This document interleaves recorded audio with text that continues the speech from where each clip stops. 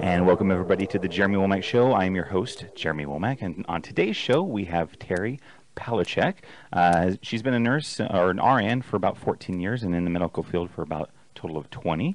She has a nursing background in neonatal, pediatric, surgical, and aesthetic, and over the last year or so, maybe even longer, she's been getting more into fitness and realizing what women and men actually over the age of 30, it tends to be like when you're in your 20s, you don't even have to worry about anything about your eating habits and what you do. And it seems to be when you hit your 30s, you really got to concentrate on getting a better diet and making sure you work out. And that's where Get Fit with Teri comes in. It's a lot of motivational photos and words of wisdom and just kind of encouraging people to get out there and hit the gym or just eat better and do all that. So welcome to the show. Thank you very much. You're very welcome. So we have she started a fan page. It's called Fitness Over 30. If you want a direct link to that, you can go to thejeremywomackshow.com. There is a nice a photo of Teri doing a push-up, basically, and saying and challenge yourself a little more each day, a little words of wisdom on it.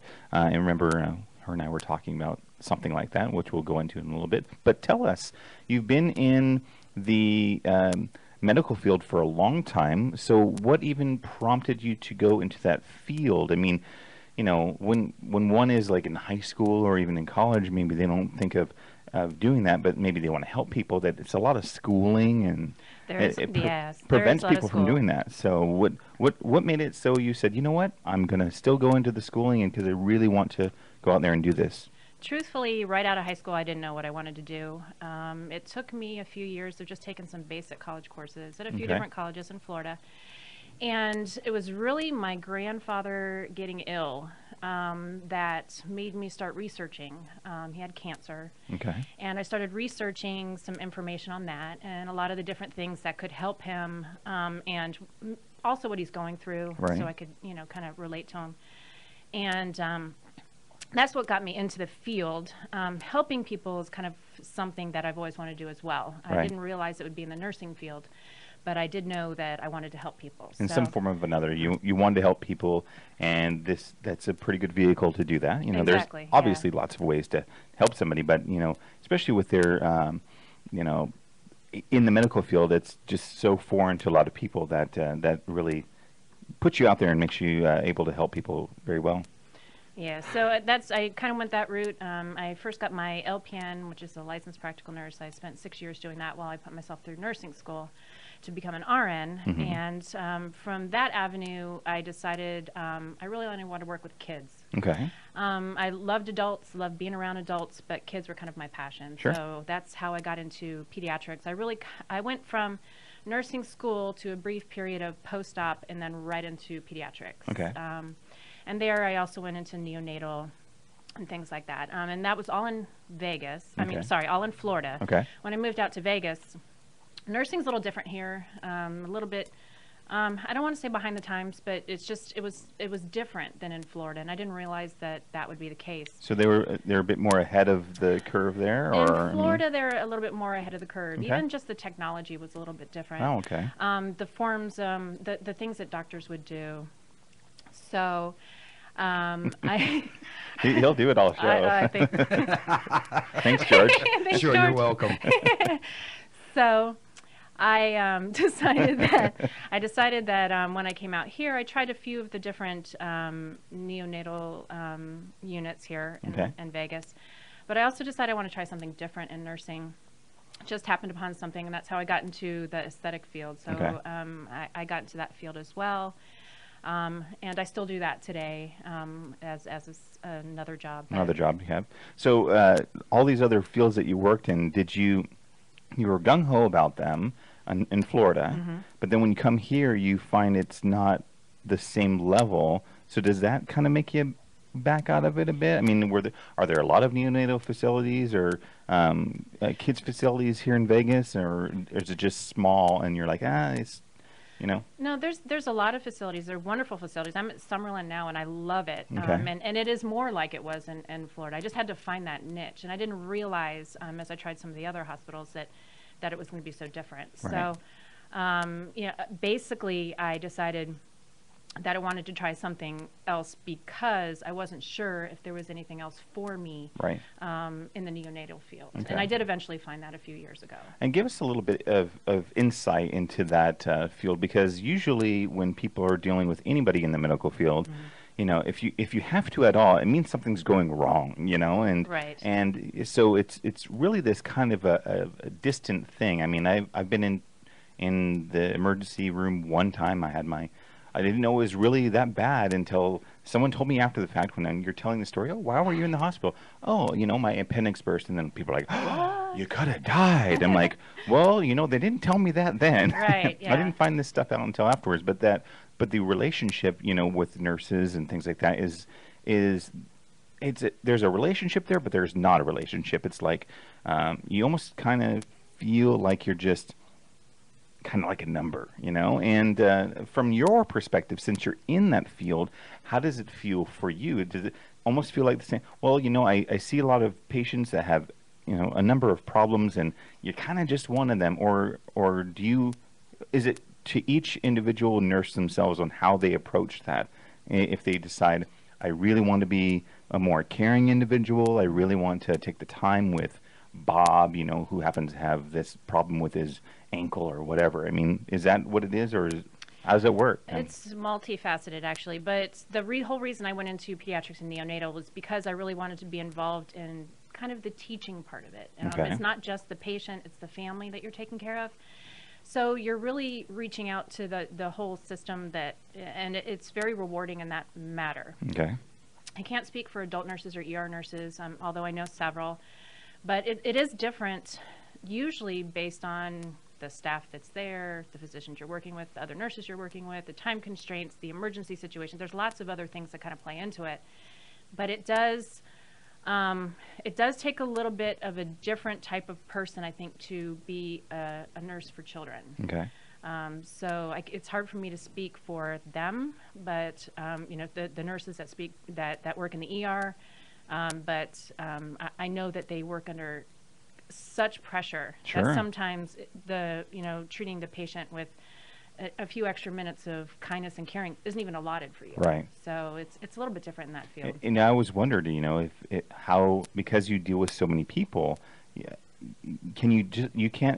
seems like you just can't have any kind of like feeling like, I mean, you get into it originally, I would imagine, because I want to help people, I care about people, I want to show that to people, but then when you are thrown into the mix, you're like, well, you're just a chart on a door, and okay, next. here's what you got. Yeah. Okay, you got this. Okay, the vampires will be in later to take your blood. Okay, see ya, and you go on to the next one. So right. I've been in the ER myself, and being a nurse felt exactly the same way you did. It's like, okay, so what's happening next? I have no idea. Right. You know, because somebody doesn't have that time to communicate that with you. So do you think there is just something, is there anything internal that can change that will make that different? Or you just think, well, that's just the nature of the beast and it's always going to be like that? I mean, since, again, you're on the inside, I mean, you do have some insight to say, well, if they did this maybe a little bit differently, it could go like that. Or you're just like, listen, you're sick, you're injured, you're in a hospital, they're there to take care of you, suck it up, don't worry about whether or not they, you know, baby you or not, just get it over with and be out of there. I do believe that the nurses and doctors work within constraints. It is also a big corporation. Okay. It's not just the hospital and the nurses and the doctors. There's a big corporation over there that is just on all levels that are basically saying, this is how many nurses you can have. This is what's allotted through the insurance company for this particular patient. Oh, you want to treat them with this? Well, you can't because it's not allotted. You know, they can only have this because it's, you know, covered under their insurance. Sure. So there's a lot of things that play into that. Do you think it's kind of like, do you see these signs nowadays? You go by like this waiting, you know, 2 minutes at this waiting. Well, it's a big lie. So you think that maybe that's helped push that along too, that everybody feels like it's a McDonald's? You got to get in 30 seconds, be seen, be back out. You think that puts a little bit of pressure on the nurses and doctors to like not have that extra time? I think it would. I mean, I can't speak from experience, but if you know there's a billboard up there saying there's 8 minutes and you've got 20 people here that you have left to see, you know, and people are complaining because I saw the sign and it said I only have 8 minutes to wait and it's been 23. You know, so it's, you know, I think it does play into it. again, there's a big corporation behind all of these, you know. The reason I even said it was a lie, I mean, I guess I can't say for sure, but for my own situation, when my appendix burst on my stomach, I was having pains all day. I thought, hey, you know, you get those pains, you're like, oh, maybe I just need to go to the bathroom. And, you know, so I ate something, but it just came right back up. I'm like, what's going on? So I drove myself over to Sunrise and walked in. I said, the receptionist, what's wrong? I got a pain. Okay, go sign in at triage. I sat there literally for 20 minutes. They didn't call anybody's name. And there was at least 25 people in that room. I knew that were going to be before me. And so I went back to the lady. I said, my pain's too much. I got to do something. So she said, the best I can recommend, this was when there was a quick care on like Russell and Maryland before they expanded the airport. I drove myself. So you actually had to leave that place. I to drove drive myself to another one. all the way over to from Desert Inn in Maryland to Russell in Maryland, and got in there, and they were great because they got me in there like, oh my God, you need fluids and this and that and such. But then They had to send you back to that hospital. here's didn't the they? kicker. I didn't drive myself. Guess what I got to do? I got to take an ambulance, which I paid for later. And I got there, and then, you know, I'm rushed to the emergency room where I laid in a gurney. You started at in the first place. Right? It was back at Sunrise. And I laid in a gurney for like 3 hours in a hallway. It was the weirdest thing. I'm like, that's why when people told me later, they're like, oh, you could have died. I'm like, well, they obviously didn't think about that, because if I'm going to sit in a gurney for 3 hours, Wasn't that true? If your appendix burst, you can pass, Yes, right? but your emergency might not have been As much as much somebody of an else's. emergency Maybe as someone somebody had else. 2 that burst. Well, I don't really see that happening. Right. but- And mind you, that but, was about yeah. about when this whole thing started. It was probably about 4 or 5 o'clock in the evening. It wasn't until 6 o'clock the next morning that my actual my surgery was scheduled. You know, I had to drink this fluid. It tasted nasty. They did like a test on me to see what exactly was going on. It was funny. The doctor comes in and said, "Oh, see, where are you hurting?" And I pointed it out, and they're like, and I said, "I think it's my appendix." And he's like, "What makes you think it's your appendix?" I'm like, "All of you guys keep telling me that it's my appendix. I don't know where that's at. I just know it's right here and nowhere else." But then, you know, I got my surgery, and I almost forced to get out of there like within I wanted to be out within 2-3 days because I had to go back to work. Well, I think that's it. Corporations have really Right. stepped in, Right. and you know, Insurance yeah. companies. yeah, bottom dollar, and the bottom line is the bottom dollar anymore. Right. Given a certain amount of time, you're allotted in the hospital for a certain surgery, and then you're out. It doesn't matter if you're having complications. It doesn't matter. It's just Well, I the way actually it goes. forced the issue because I want to go back to work, but you know, it might have been that, you know, they just said I had to make sure I could go number 2. I'm like, I can't go number 2. You keep feeding me Jello. So give me something solid. So there's something to everybody out there. Don't feed him Jello if you want him to go if you number want 2. If you want me to take a crap, you need to give me actual food. I can't do it on Jello. I can just pee. But I had my own experience, and then people tell me later, you know, oh, you should sue and blah blah blah. I'm like, you know, I'm alive. I other than the nurse not doing my sutures correctly, I have a little bit of a scarring, not that much anymore, but I'm alive, and because it went in arthroscopically, and I had like 3 little ones, but it wasn't a big long one like I've heard most people get. Right. So You should go around telling everybody that you were abducted, and that's the signs you I got should, left. but then they'd have to really inspect my belly button. Exactly. You Then know, you I'd go have back to, in. I'd have to determine who I want face right down there, George. That's true. Can you see it? No, keep going. You can't see it. So, I mean, you know, everyone has their own experiences, and, you know, mine was okay. I can't really knock the nurses, but like I said, that's what it felt like. It was just Right. like, you know, Mr. Womack, you know, blah, blah, blah, and it was more like a machine than it felt like caring. So I don't know if that's ever going to change, but, you know, I guess it is what it is. If you want more It is, specialized yeah. stuff, then you've got to probably pay 3 times the amount of money, and then you have your own personal person, you know, taking care of you. I think for the most part, nurses do the best job they can with what they have. Right. So And you guys do a lot of the actual work. You know, it's We like do, going we to a do. dentist, and the dental assistant, that's the only person you see for everything, and the dentist comes in like, okay, all right, do this, this. I'll see you in a bit, and you're like, wait, but you're the You're the dentist. dentist, yeah. You're the doctor. Aren't you supposed to handle? Nope. It's my staff that handles everything. I'm like, why are you making all the money then? So, but that's just kind of like the medical field. It is, yeah. And but so now you're in aesthetics, which is in the medical field, but not directly related to children and things like that. So how Right. do you like that? I love it. It's a nice break. I like doing the two different areas of nursing. In the aesthetic field, I work at No Lines by Design, and we do Botox and fillers and derma rolls and PRP. We do all kinds of amazing things that are anti-aging. Okay. So those are happy people. Those are happy patients. They're happy. You're doing all these nice things for them. You're helping them with their Right. goals. You're helping them meet, their anti-aging goals, and so it's a happy job. I think any job that you do that people are really excited to see you is a good job. It is a good job. It's like be a floral delivery person. Everybody they're like happy. They're like, wow, you're here. You're like, yes, I have flowers for you. They're like, yay. And you're like, you leave every client, you're like, this was the best day ever, because I couldn't imagine anyone just being really pissed off that About having having flowers delivered. That's true. That's true. I guess unless it was a Unless, stalker or unless they're something. delivered to the wife and they were meant to be to the girlfriend or Oh, mistress. yeah. See? And the wife's like, hey, my name's not on this. Who's Mary Ann? Card without a name. Just a card without a name. Right, Just a yeah. card with flowers. It's your secret admirer. But you deal with clients, like you said, on a different level. They're coming to see you. It's basically an option, Right. And they're getting different things, and those are obviously the ways to go now, fillers and Botox, but even that market's continuing to evolve, where maybe a Botox or a filler is just not going to be the way to go. It's going to be something else. But It's always evolving, that field. So that's the nice thing about it. You're always learning something new.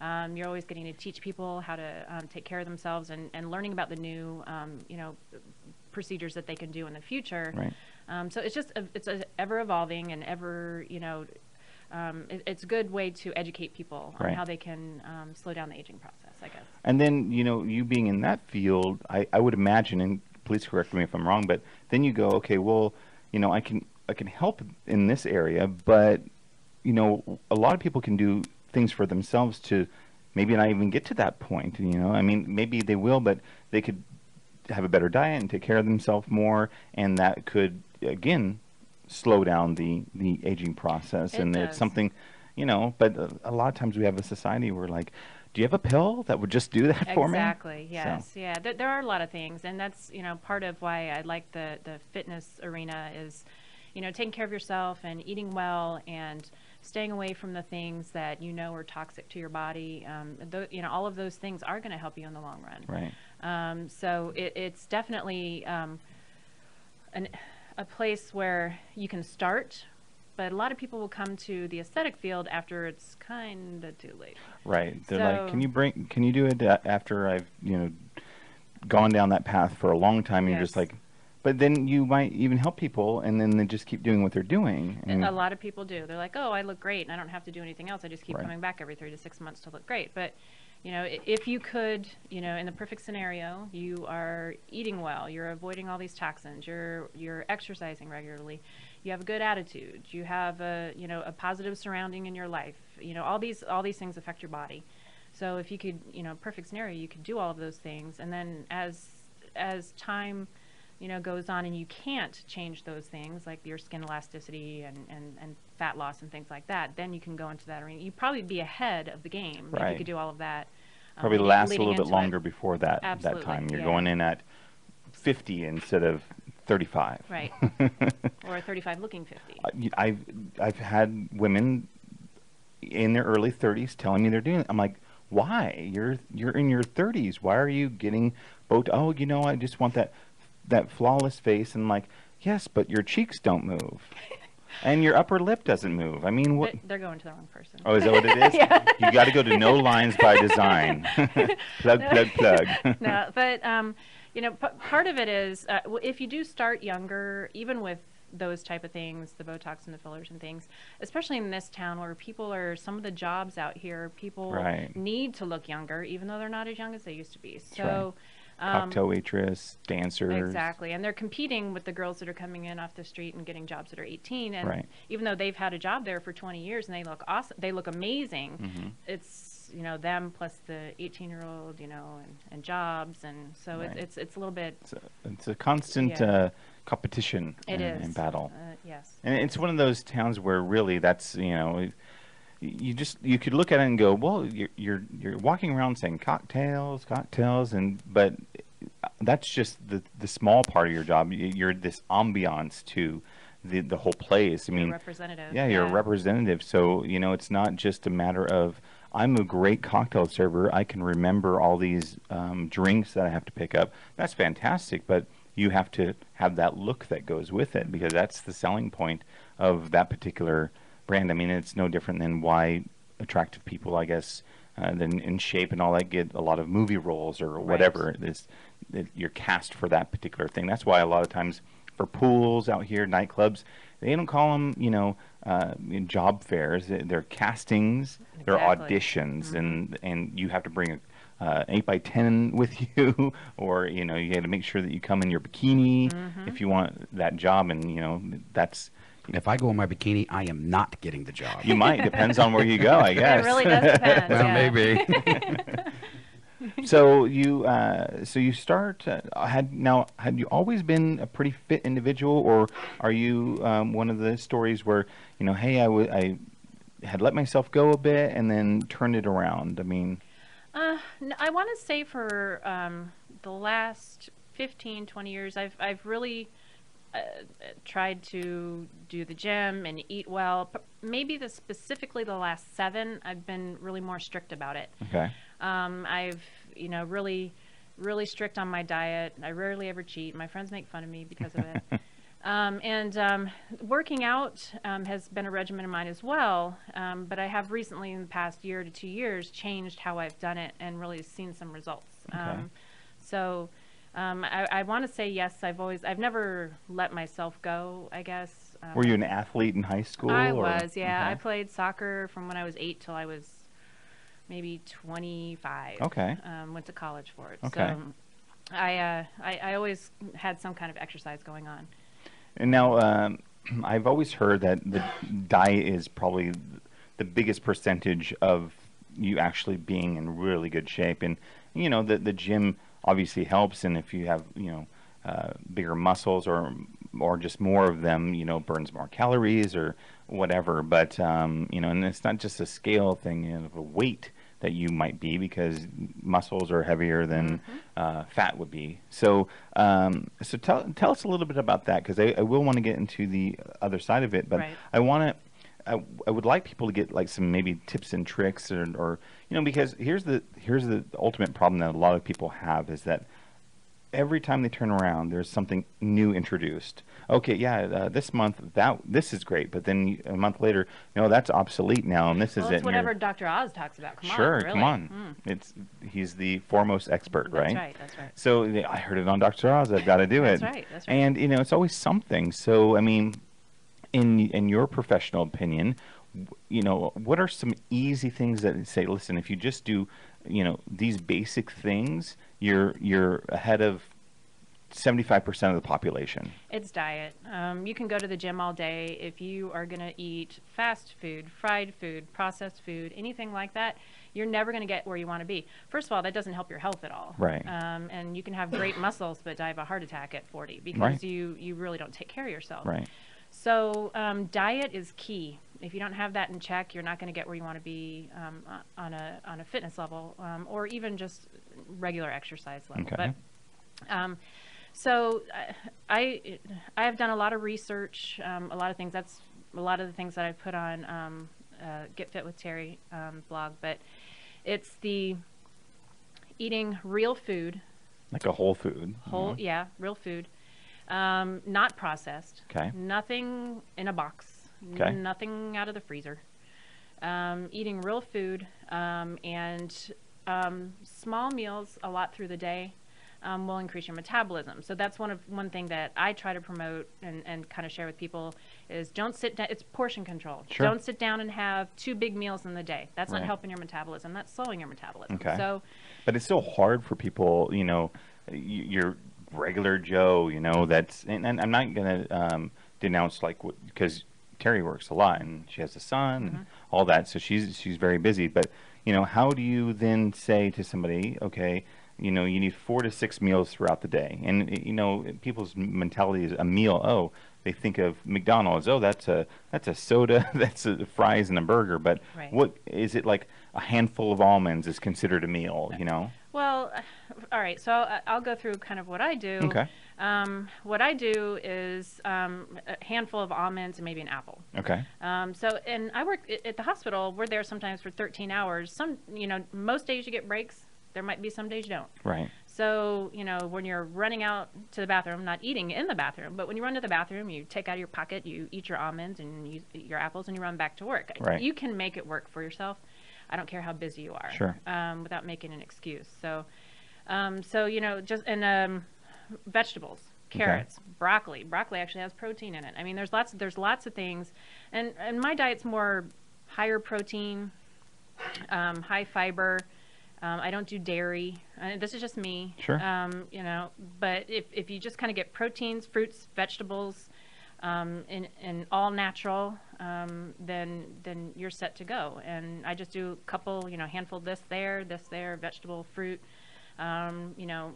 Meat sometimes. I've been trying to stay away from meat just because it makes me feel better, but that's just me. So, and I'm assuming personal choice, feeling better. But what do you think of things like, there's all sorts of trending diets. You've got your Atkins of the world and South Beach or whatever, paleo diet.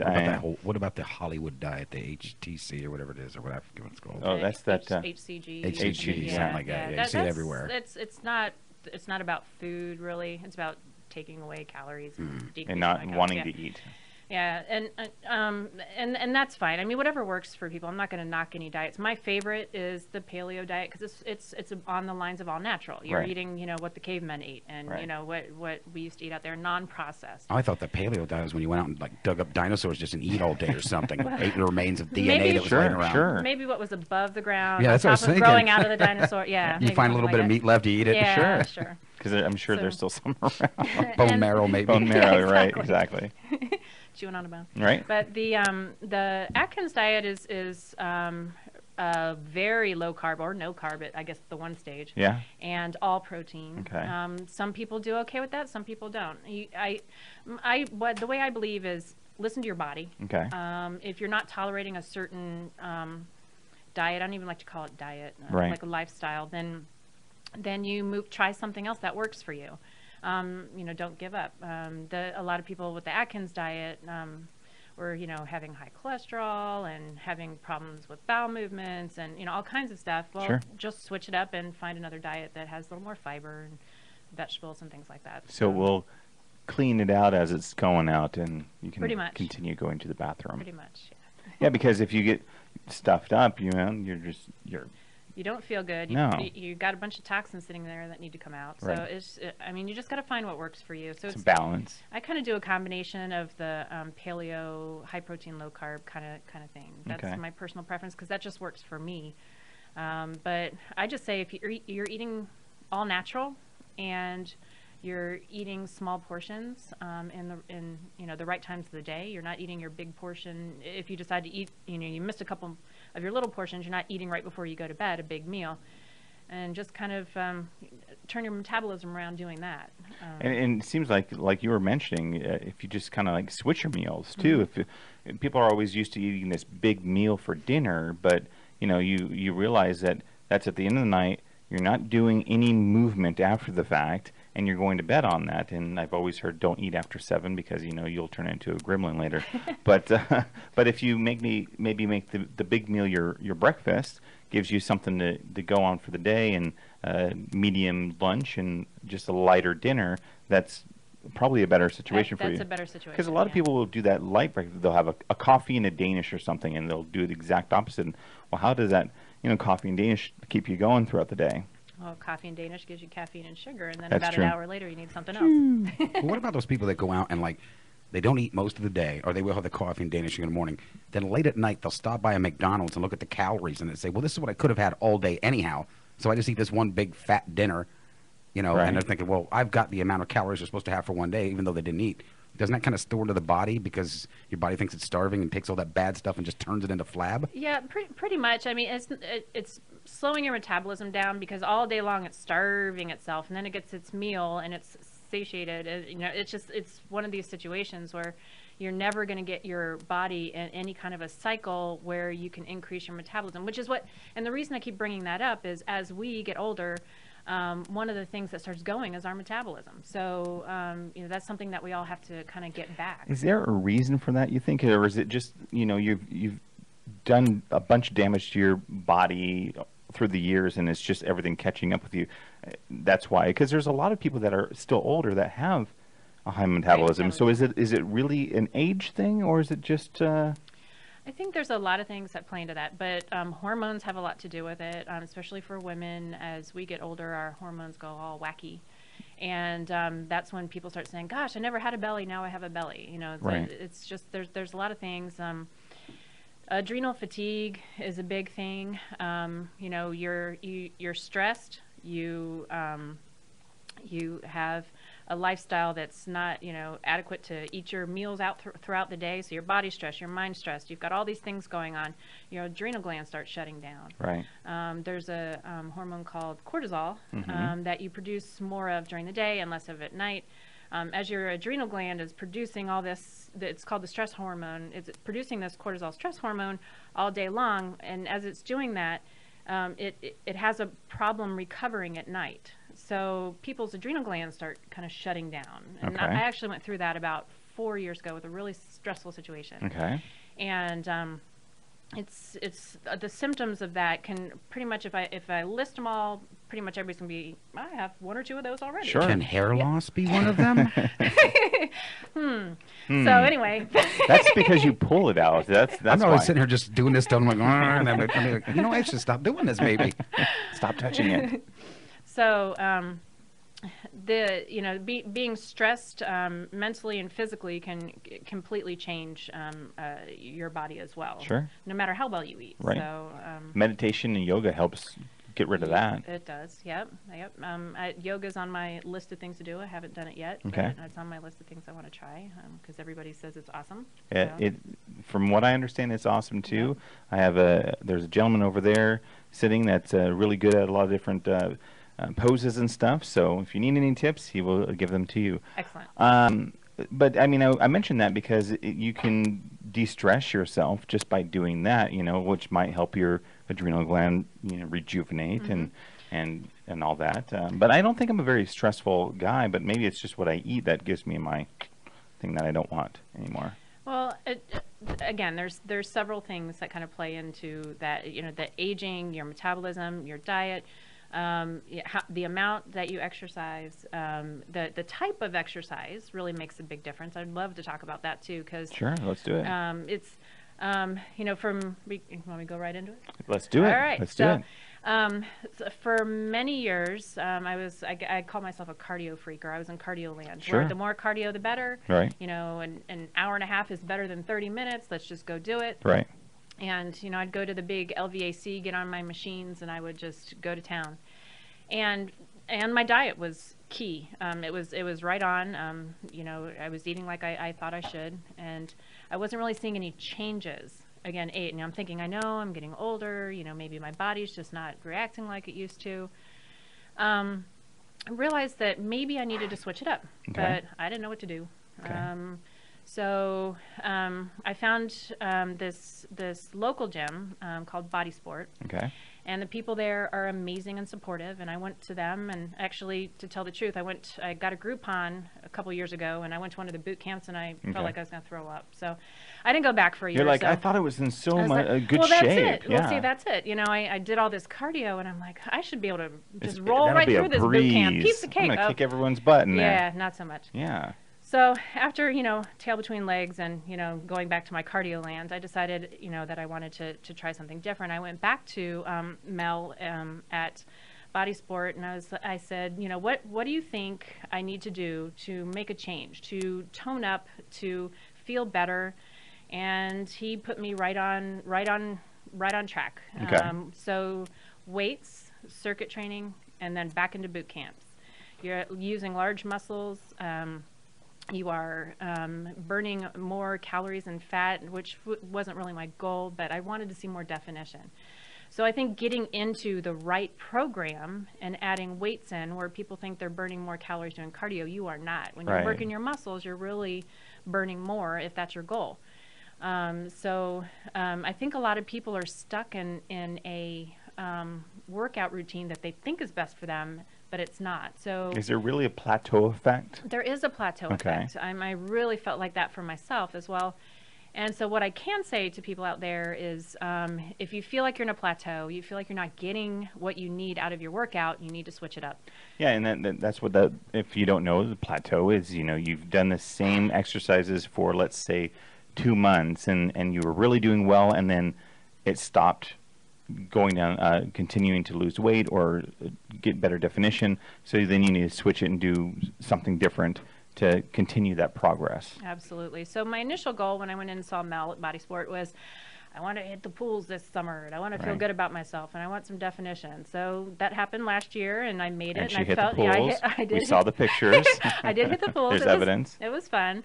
And then, after that superficial goal kind of went away, I decided that my next goal was to try some of these obstacle races. Right. So like a Tough Mudder or whatever. Yes, Tough Mudder's coming up in April. So and you're signed up? I am signed up, yes, with a great group of people from Body Sports. Cool. So, I did do the Dirty Dash. So my goals are kind of changing, being a little more, less superficial than going to the pools. For those that don't know, give us a little bit of insight on these, obstacle runs. I mean, people might see them and it's good advertising, but they also can prevent people from wanting to go because they're like, oh my God, I don't, it's 20 miles and you're swimming in mud and climbing over walls and stuff. I mean, I don't want to say, is it really easy, or do you have to really, if you're even going to attempt it, be in really good shape?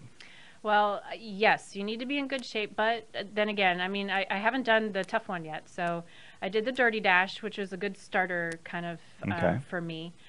It was tough, and it was in the mud. And did you throw up? I did not throw up. That's good. Yeah, it was good. Yeah. So I think that if you start off with obstacle course, if you're interested and you start off at obstacle courses that are like that, tiny bit less challenging, then you're good. Maybe start off as on the color run first. Yes, and then go to if Dirty you like Dash. Running. See, my problem is I really don't like running, which is a problem when you're going. So the Dirty Dash course. is dashing. It's dashing. It's dashing from obstacle to obstacle. So, right. And I would think it makes it a little bit more interesting. Okay, now I'm going to go through these electric wires or whatever it is. It's really, really challenging yourself, and that's what it's about. Maybe you should just get some kind of animal you don't like to chase you, then you'll want to run. There you go. Yeah. They have zombie runs too. That's true. And Yes, they do. They have something like the Gladiator or something that when the zombie run, they start chasing you, and so these zombies come behind you and chase. Well, that would make me run. Or there's these Gladiator things that will throw boulders at you and come at you with axes. I don't know.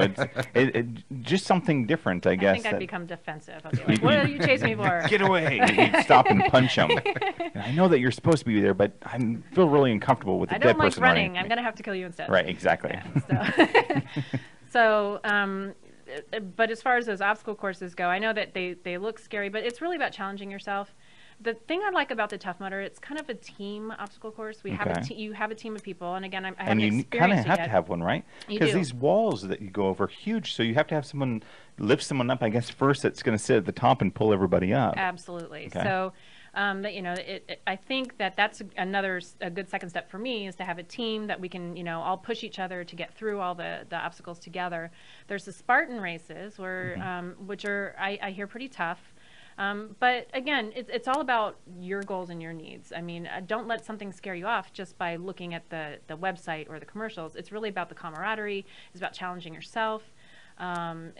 You don't, in the Tough Mudder at least, you don't have to do all the obstacles, but you want to. Yeah. I paid my money. I'm here already. I might as well go swim through the mud. Right. And so I think if, you do have to be strong, but not just physically, mentally. You have to kind of be ready to go out there and push yourself. And don't be necessarily afraid of doing those, like you said, but also it could just be going to the gym. Maybe you are overweight and you're fearful of going to the gym and running on a treadmill or lifting some weights in front of some, and I see this too when I go to the gym in the free weight section. Ladies, I understand sometimes you don't want to be oogled, but the guy kind of looks at you like, wow, that's awesome that she's, at least for me, I don't know, I guess not all guys are that way, but that's awesome that she's over in this section, because you rarely see that, Right. lifting the free weights. Right. And you can't be afraid. Just put some headphones on and pretend like you don't hear anybody and just go do your Do thing. your thing. Yeah, and That's because exactly right. because if you're going to let that stop you from going and working out and bettering yourself, then you'll never get out of that rut. And part of, as far as the gym goes and doing all of these things, I think part of what you need to do is get to the point where it becomes a habit. Right. And 21 days. Yeah, exactly. So if it becomes a habit, then you miss it if you don't do it. Right. You feel guilty if you don't do it. You do. And you just need to get to that point. So just if you can push yourself to the point of it's part of your routine, you're not going to miss it.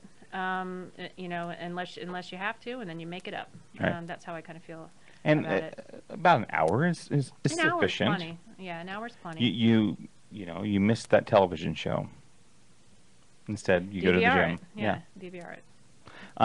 So what then, because your niche, if you will, is kind of specific, where you're like, okay, I want to help these ladies and gentlemen that are over that age of 30, like we're talking about before, get through that section. Is it just because you felt that they were the ones that needed the most help, or, I mean, you yourself were in that category, or what was it? I always need motivation for myself. Now I am at the point where I won't skip the gym. Right. It's part of my routine. When I have gone out of town and not worked out, I feel guilty. I come home and I do extra.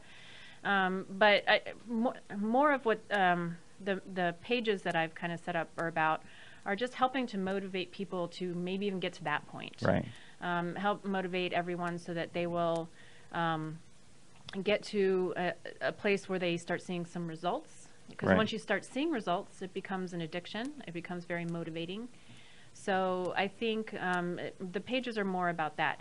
I started them initially because I like to motivate myself. So Right. a lot of the things I've seen on the internet, or a lot of the pages that I've done research on, all of those things have motivated me. Right. So this is all really about sharing things that motivate myself with others. And you initially started it off by just wanting to do that, but then you found there were a lot of people that, that missed the fact that you may have not posted something on that particular day. Hey, Yes. I need you to continue doing this for Yes. me. And I only found this out really because Terry and I had lunch one day, and she was telling me all about the stuff, and she's like, yeah, people just really are enjoying the motivating things that I'm saying, because they come back and they read it, and that gives them something. And I've even had my own experiences where, people have told me they saw something I did. I'm like, wow, I didn't know that I was touching anybody. I mean, there's going to be somebody out there watching this, video right now, later when it's archived, a year from now, and it could be that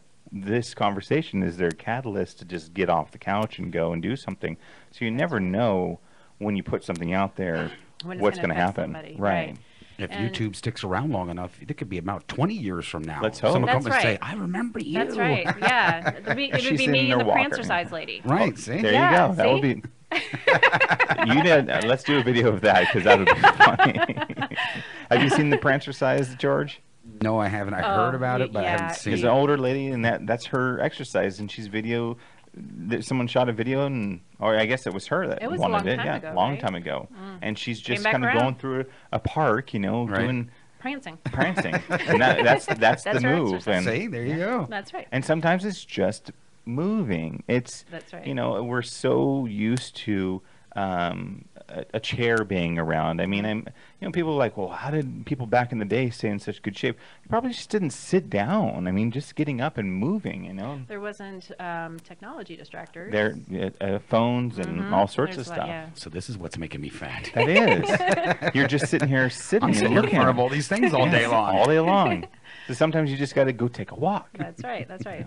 And you need some oxygen anyway, so That's taking a right. walk is always good. But I did on the, I started the Fitness Over 30 on Facebook, kind of on a whim on some girls that I had talked to who had asked me to, they said they liked my daily check-ins at the gym. Right. And when I check in at the gym, it's usually with a motivational something. Sure. Meme of some sort. And so that kind of got me. I'm like, oh, well, they've asked me about fitness. They've asked me about, nutrition, and why not put something out there motivating? Right. So I started that page for that. I have 12 girls that I tag every morning in the first post of the day. Wow. Because they've asked, or I have, decided that that based on the questions they've asked me, I've kind of added them and Sure. then asked them if it was okay. So I tag them every morning, and they all appreciate it. And then it kind of went from there. And then, if I hadn't posted at the gym, my meme or whatever, going to the gym, I will occasionally get an inbox. You didn't go to the gym today? Yeah, It's what like, happened? Oh, yeah. Yeah. You got to do I'm it every working day. today.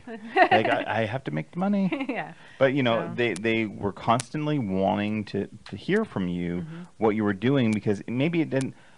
See, a lot of times it's not just someone, reading a quote and one time that's the change. You come out here to Vegas and see a Cirque du Soleil show one time, and then see it another time, and it's a completely different show. It's not really that they changed it. There's just so much going on that your focus is somewhere else. Right. Or you could watch like the movie The Secret. I've watched it 30 times, and each time you watch it, there's just something, because your life changes, and there's something that stands out to you. Have you ever watched the movie What the Bleep Do We Know? I do. Yes. It's a fantastic Great, movie. great movie. Yeah. I'll take you even further. Have you ever watched it, Down the Rabbit Hole? Yep. That's 5 hours. And if you really like that movie, go get the one Down the Rabbit Hole, because it just expands I'll have to upon see that. that I one. have See it. I'll that. lend it to Oh, you. do you? Oh, it's I'd love crazy. to see it. It's fantastic. And, but the very first time you watch it, you're just like, what are they saying? Are they speaking Chinese? But then when you watch it again, you're like, okay, I'm getting what they're saying, and it's very relatable. And I mean, that's how I kind of determine the worth of something is, do I get it? Is it relatable? I mean, they're talking about quantum physics in What the Bleep Do We Know? And I didn't really like science all that much, but Right. I get what they're talking about. I love it. See? I love quantum physics. in that. It's crazy, And that's that kind of theory that kind of got me into doing the pages as well. Sure. Because to back up just a little bit, when I was going through some tough times, having the adrenal fatigue, having all these things going on, I was really searching for to surround myself with motivational type sayings, people, websites. And just surrounding myself with positive things. Sure. Because if you surround yourself with positive things, then you attract the positive You things. do. And And vice versa. Negative begets negative. is negative. And we have talked about this before, about negative people and the effects, and just surrounding yourself with You the cut positive 'em people. out. But isn't there a You cut 'em balance out. between that? You have to have, because people say you learn from some bad things that happen to you. So that would be a negative thing that happened. true. But the reaction would be something positive from it. True. We have all But you learned don't for our search negative out those things. negative No, things. I'm not out saying there. like go out and look for like the person down the block. I hate everything and I hate Sure. you too. Sure. That kind of Right. thing. But But you'll run into negative, obviously. It's Right. just kind of part of Absolutely. life. And so the example you're giving, I agree with. But if you're around a toxic person or a Right. toxic situation, the best thing you can do is to exit, instead of saying, well, I wonder what I could learn out of this, right, but Yeah. Exactly. but getting out of that, you have learned a lesson. Sure, of You course. have learned a lesson. You've Right. learned a lesson not to get in that Situation situation again, before, right. and to surround yourself with more positive Yep. things. Right. So, if I could bring up just for a second. Of course. About 2 years ago, around the same time, I was trying to change up my fitness, workout, because, working out changes your attitude. Sure. It helps you kind of get your stress out. It also, it raises your endorphins, so it makes you feel better. Around the same time when I was trying to change up the fitness, I was also looking for from positive people Right. to associate with. Have not run across tons here in Vegas. Oh, it's hard to Yes, find. Yes, hard to find in Needle in Vegas. a haystack. Yep. So I had found a website that was called Post the Love. Okay. And it is a website of a bunch of amazing, mostly women, that support each other and motivate each other, and pick everybody up when they're having a bad day kind of site. Right. If somebody has some kind of big, huge speech coming up at work, you cheer them on up into the day of it. Oh, that's cool. It's an amazing site, and I met a bunch of great women through there. A lot of those women are the women that I associate with through Fitness Over 30 and Get Fit with Teri, because they are also very positive people, and it's just one of those things where if you can find all of these positive energies and positive things and bring them into your life, then everything in your life becomes positive. So, and it's awesome. And if you go to the GermanWomackShow.com, you will see a fantastic picture, like I said, of Teri. It says, "Challenge yourself a little more each day." I had a little bit, I think, a part of getting you to start doing that. Maybe absolutely. not. No, this was you. But I told her, I said, you take all these great pictures and you post all these memes with quotes. You need to do it yourself, and so she has. So you can go to Get Fit with Teri. That's with an I, TERI.com. See her website. Go to the Fitness Over 30 Facebook fan page and see a ton of stuff there. And if you just want to click links, they're there. So thank you for coming in today. Thank you so much. It's all great knowledge, and see, it wasn't as bad as you thought. It wasn't. It was good. It was really easy. Thanks, George, for Thanks, George. also chiming in.